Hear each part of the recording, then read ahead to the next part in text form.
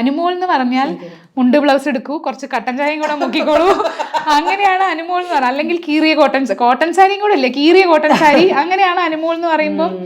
അപ്പം ഫ്രെയിമിൽ വരുമ്പോൾ ഞാൻ പണ്ട് റോക്ക് സ്റ്റാർ ചെയ്യുമ്പോൾ VKP യോട് പറയായിരുന്നു, VKP ഇടയ്ക്കിടയ്ക്ക് ഓർമ്മിപ്പിക്കണേ. റോക്ക് സ്റ്റാറിൽ ബൈക്ക് ഓടിക്കുന്ന അതെ, അപ്പൊ ആ റോക്ക് സ്റ്റാറിൽ അഭിനയിക്കുമ്പോൾ ഞാൻ VKP യോട് പറയും, VKP ഇടയ്ക്കിടയ്ക്കൊന്ന് ഓർമ്മിപ്പിക്കണേ, അല്ലെങ്കിൽ ഞാൻ മുണ്ടും ബ്ലൗസും മുഖം കയറി വരും, ഇങ്ങനെ പാവം കുട്ടിയായിട്ടുള്ള മുഖം കയറി വരും, അതെന്നെ കോൺസ്റ്റന്റ്ലി റിമൈൻഡ് ചെയ്യിപ്പിക്കണേന്ന്.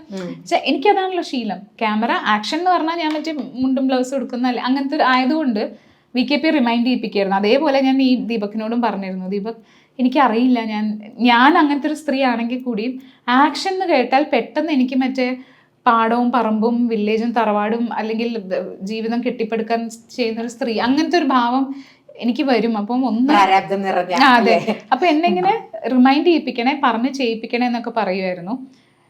ലക്കിലി ഫോർച്ചുനേറ്റ്ലി അത് എന്തോ അതെ എല്ലാവർക്കും ഇഷ്ടപ്പെടുന്നുണ്ട്. ആൻഡ് ആഫ്റ്റർ രതി എനിക്ക് തമിഴിൽ നിന്ന് വരുന്നതും അങ്ങനത്തെ റോൾസ് ആണ്. അപ്പം ഞാൻ ലോയറായിട്ട് അഭിനയിക്കുന്നു, ആർക്കിടെക്റ്റ് ആയിട്ട് അഭിനയിക്കുന്നു. അപ്പം അതെല്ലാം ഭയങ്കര രസമുള്ള റോൾസ് ആണ്. ഇനിയിപ്പോൾ ഞാൻ ചെയ്യാൻ പോകുന്ന ഒരു പ്രോജക്റ്റിൽ എനിക്കിപ്പോൾ അത് പറയാൻ പറ്റില്ല, പക്ഷെ അത് ഭയങ്കര എക്സൈറ്റിംഗ് ആയിട്ടുള്ള ഒരു റോളാണ്.